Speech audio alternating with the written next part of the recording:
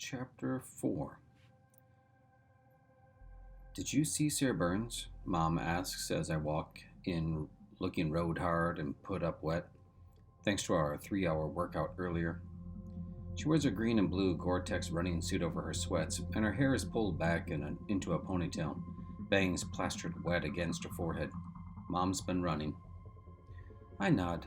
I almost fell asleep sitting on the couch beside Sarah Burns, thinking of new things to say to her brick wall self. Yeah. And? Would have been a good time to do my homework. Still no response, huh? What'd the counselor say? Same old thing. Told me to talk about things that might jar her back. Remember crispy pork rinds? Mom laughs. She spent more time up at school than I did during that corrupt chapter in my life. She provided the paper and the printer, though Motts still doesn't know that. Yes, dear, I remember crispy pork rinds. Is that what you've been talking to Sarah Burns about? No wonder she won't talk to you.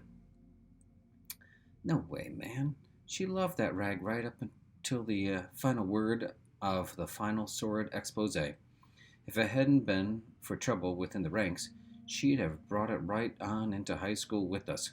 Hell, we brought Motts. I pull a full quart of Gatorade from the refrigerator and drain it like a college kid sucking down a bud, placing the empty bottle back on the rack. Prepare to die, Mom says, and I come to my senses, grabbing the bottle before the door can close and flipping it across the kitchen into the garbage can on survival reflex. Of all my dysfunctional behaviors, she hates me putting empty containers back where they don't belong. I don't care if you weigh 700 pounds the rest of your life and don't stop picking your nose till you're 40, she told me once. But if you put one more empty container anywhere but in the garbage, I'll have you put to sleep. Do you remember Dale Thornton, I ask? The kid that used to come over here and bully you out of your junk food? Yeah. Sure, I remember him. Pretty rough customer. Why? One of the counselors up at Sacred Heart, his name's Sam, asked if Sarah Burns had any other friends. Dale was the only one I could think of. Man, that's shitty. Her only other friend than me.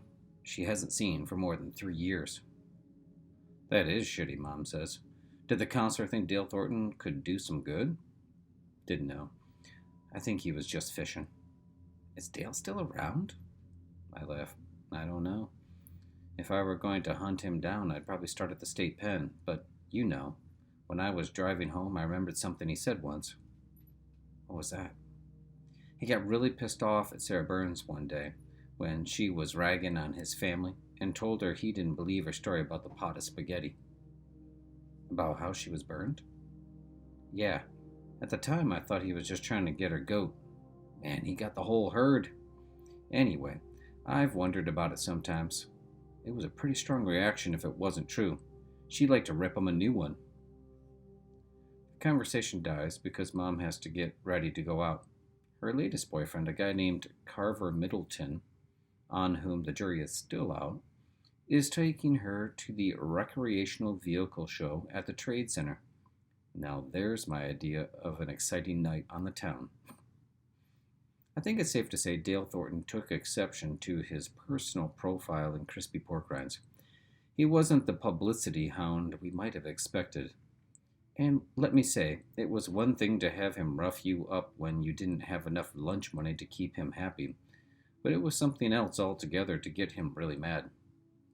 I feel truly fortunate not to have been the first in a succession of Dale Thornton's serial murders.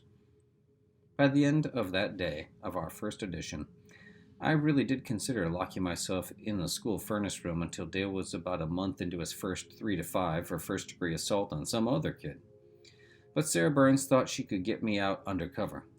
I actually thought there was a chance because Sarah Burns was, and is, one tight-fisted kid with a buck, and she had 3 of them bet that I would get home that day with all my blood in its original container. I hung around school talking with Mr. Webb, who was one of the few teachers I liked, and who liked me, I think. Mr. Webb was one of those small oases for those of us who spent most of our time scorched on the deserts of humiliation. Someday I got to stop over at the junior high and tell him thanks. Anyway, He knew Dale was after me, and he offered Sarah Burns and me a ride home. But the bet was off if I rode in a car or if an adult helped me get to the bus. I said, "Hey, what's more important, your bank account or my life?" Sarah Burns looked at me like I'd turned yupster before her very eyes. "You're lucky to have me around," she said. "If you start using adults to save you, Dale will just wait till the one day there isn't one around, and waiting pisses him off. Then you not only get your butt kicked, but you worry every day till it happens. This way, the more times you outsmart him, the smarter you get. You know, like a forest animal. Pretty soon you'll be so good nobody will ever get you. You have to always think about survival, Eric. Trust me." One of the reasons I hung out with Sarah Burns, besides that I was fat, as she was ugly, was her brains. I've always been considered pretty smart, a genius if you ask me, but I consistently play Watson to Sarah Burns's Sherlock Holmes. And from where I stood at the time, petrified by fear, her thinking seemed sound. Looking back, however, I think she said it more to win the money than to turn me into some kind of environmentally wise escape artist. I have to say, in her defense, though, that just before I lost consciousness, I heard her screaming at Dale that she wrote the newspaper with me. No help. Dale's last words were, "Mott's only said it was him." To back up a bit, I was with Mr. Webb, refusing a ride home like a moron, while Sarah Burns was down in the janitor's room getting an empty cardboard generator box and Mr. Otto's dolly truck. She told Mr. Otto she had to move this huge science project from the science room to the storage room so no one would mess with it until after the science fair. Sarah Burns was a stickler for detail when it came to telling a good lie. She even got Mr. Otto to write "Danger Flammable" on the side of the box in adult handwriting so it would look all official. I was to get into the box so Sarah Burns could wheel me 8 or 10 blocks to the edge of the arboretum, where I would jump out and run through the trees like a bowling ball dodging pins. Dale Thornton would be lurking in the halls and out in the parking lot waiting for me to show, and I'd be scooting the back way toward my house and great riches for Sarah Burns, which she promised to share with me, though not 50-50 because I furnished only the body, while she provided the brains. So much for the difference between how smart Sarah Burns was and how dumb Dale Thornton was. He got one look at Sarah Burns wheeling 175-plus pounds of flammable Eric Calhoun down the sidewalk, followed her out of yelling range from school, and made his move like a true thumb crusher I believed he would grow up to be. I was bouncing along inside the absolute darkness of this box, feeling like a bat in an earthquake down in the Carlsbad Caverns or someplace, and thinking how Sarah Burns and I ought to go to Southeast Asia and see if Chuck Norris had missed any MIAs that we could spring, when I heard, "Uh-oh." "What?" I whispered. "Shh." I shushed. "Don't breathe," she said, as if I were.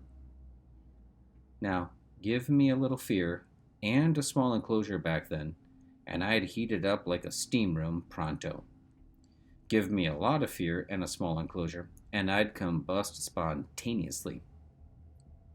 I closed my eyes, which didn't help because it was already darker than a tomb, held my breath, and listened. "Hey, Scarface." Sarah Burns didn't answer, and we kept rolling along. "Scarface!" Closer. Still we rolled. Then I felt us stop. "What's in the box?" "None of your stupid business," Sarah Burns said. "It's my science project. I'm taking it home." "Let me see." "Get away from me." "Just let me look in there. I want to see your science project." "You wouldn't know a science project from a box of fish guts," Sarah Burns said. "I'm warning you, Dale Thornton. You better leave me alone." "Flammable, huh?" "See what I mean?" "It's flammable," she said, pronouncing it correctly. "Either way, that means it starts on fire easy, right?" "That means it explodes easy. You better not mess with it." I hear a click, then the sound of a stalled cigarette lighter. "Let's see," Dale said. "Let's see if it explodes." "You better stop that." "Know what I think, Scarface?" "I don't think you think." "I think if this thing really exploded, it would look like when they blow up one of them whales that swims up on the beach sometimes. You know, like down in California. I think you got a big old fat-ass whale in there. That's just what I'd expect you to think, Sarah Burns said. God, you're just so stupid. Oh, yeah? Tell you what, I'm gonna just go ahead and light this thing. If what you got in there doesn't come out all cooked up with an apple in his mouth, I'll let you go. I heard the lighter again, pictured myself as a box-o barbecue, and was suddenly wailing and battering at the lid and sides like a box of cats headed for the river. Once free, my running escape lasted all of 3 steps. That's when I discovered Dale Thornton's true reaction to humiliation. It should have ended there, right? Unconsciousness, threat of serious injury, no more crispy pork rinds, right? Right? Wrong. So when can we put this bad boy to bed? I said, nodding at a copy of the Underground newspaper as I tore the cellophane from another package of Nutter Butter cookies, bought to soothe the pain pulsating through the left side of my face. Sarah Burns and I were holed up safely in my attic. She shook her head defiantly. No way. They turn up the heat on us, we turn up the heat on them. I said, great. We hurt their feelings. They hurt our faces. It's a good thing we're so smart, Sarah Burns. What's the matter with you, Eric? I thought you were tough. You get roughed up a little by some 2-bit bully and you crumple. Don't you know the price in human lives our forefathers paid for freedom of the press? Then more seriously, don't you get it? That words are the only way people like us can fight back. I extended the Nutter Butters toward her, but she batted them away. I said, they died for it so we wouldn't have to. Besides, our paper was supposed to be anonymous. It's no good if it's not. If they know who we are, anyone we write about can pound us into mush. Sarah Burns stared at the bare bulb above and to the right behind my head to let me know my words were falling on deaf ears. Listen, Sarah Burns, I said. It was a good idea, but it's only good if we're not getting killed. I moved closer and touched her knee. Man, I was scared. I thought Dale Thornton was going to kill me. Toward the end, I could hear him hitting me, but I quit feeling it, like I was already part dead. You learned a good lesson about pain, she said back. When you can't take it anymore, your body stops feeling for you. That was just your body being your friend. If my body were my friend, it would have run faster. But you're right, Sarah Burns went on. If they know who we are, it's not good. They'll just treat crispy pork rinds the same way they treat us. She scooted over and took the Nutter Butters out of my hand and said, Listen, who's the real enemy here? I felt my eye. The entire left side of my face was dark purple and sore and soft as a sack of dead birds. That's easy, I said. Look at your face, Sarah Burns, and then look at mine. Dale Thornton's the enemy. I used to stay with my aunt, my dad's sister, who's not alive anymore, for a couple of weeks every summer. You know what my aunt used to do when she was mad at me? She didn't wait for an answer. She told my cousin I used his bike or ate his candy bar or told some bad secret about him. So do you know why? Because it got us after each other. We tried to kill each other, and she could give us any punishment she wanted because there was a rule against fighting. My dad isn't the only person in our family who treats people like shit. His whole family is like that. So, our enemy is your dad's family? I said facetiously. Sarah Burns rolled her eyes. Ugh. Humanity's enemy is my dad's family. But that's not the point. Who told Dale Thornton you wrote Crispy Pork Rinds? Once. Who told you Crispy Pork Rinds was a piece of trash? Mods. I was getting the idea. Bingo. He tells you it's a piece of trash, but he uses the piece of trash to get the goods on Dale Thornton for the chewing tobacco. Dale gets punished at school for skipping, then probably gets hammered at home. Then Dale puts it to you after school because Maude tells him who wrote the trash about him. Maude sits back and lights a cigar. He's got all the people he hates on different sides. Now, Who's the enemy? It was my theory about how the police secretly liked warring street gangs. Moths, I said. Right. So what do we do about it? Sarah Burns shook her head. Boy, are you limited. I long for my intellectual equal, and I get you. For $20 in the Second World War category, who fought on the side of right in World War II? We had recently studied World War II in social studies. Easy, I said. The good old US of A. Correct, for $20. For $40 in the same category, who did the good old US of A fight against? Germany, Japan, and Italy, I think. Correct again, for $40. Now for Double Jeopardy, Final Jeopardy, and all the daily doubles on the board. Who fought with the good old US of A? England. Who else? Russia? Right. For $1 million and the right to put out a dozen more issues of crispy pork rinds, Russia. Until 1991, our very worst enemy in the world, the evil empire. Why do you think we were fighting on the same side as the commies in World War II? Maybe they were different then. Maybe they weren't commies. That was a long time ago.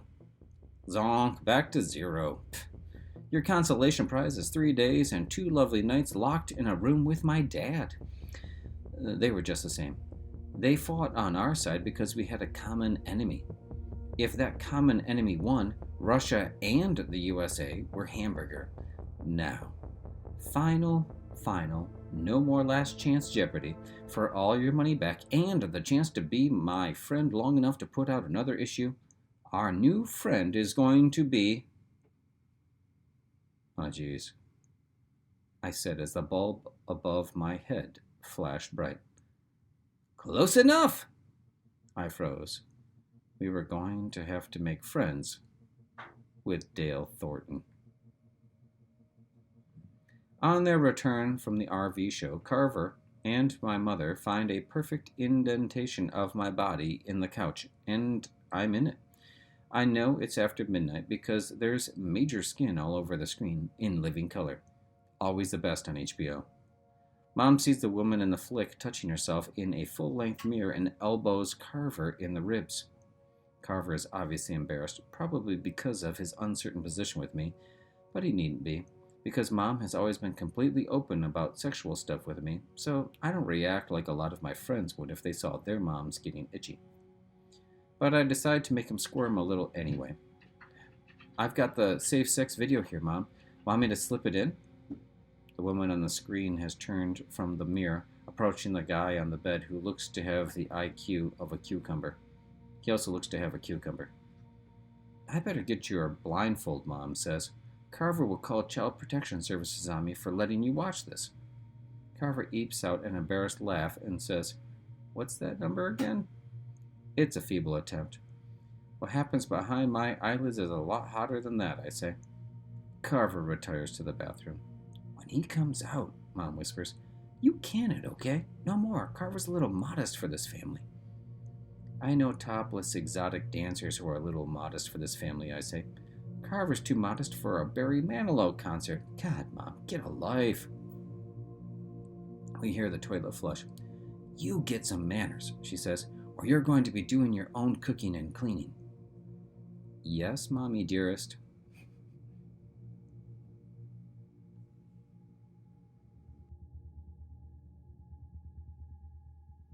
As we look at Chapter 4, there's a few things. It's a continuation of things that we've already read.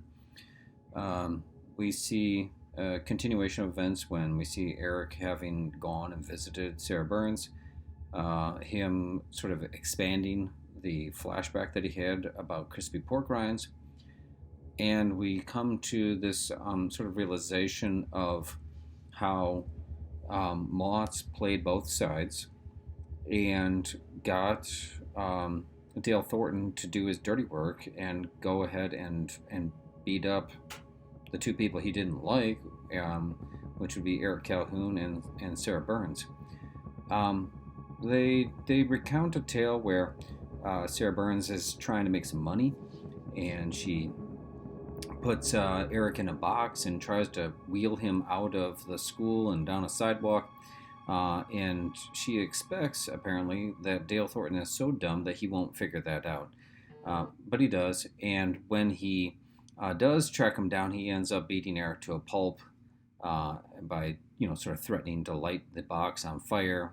And they come to the realization, they meaning Sarah, that they need to get Dale Thornton on their side. Some very interesting things, though, that sort of Eric says that hopefully aren't lost on you as you read the chapter. And the big thing there is that Sarah understands pain, and she understands sort of punishment, and she understands people being mean in a way that Eric doesn't. And the fact that she has this kind of understanding makes you wonder why. Why does she understand that? She talks a lot about her family being mean, and her aunt and her dad, and so it makes you start to question: is it that her family is so rough and they are so mean that she's tough because of that experience? And we, as readers, want to know why. Like, what's going on? What's causing this? Because most people haven't had that experience, and most people hopefully haven't had to go through those things, especially at her age, to be able to understand it in that way. We're about to go into chapter 5, so continue your reading. I'll talk to you guys later.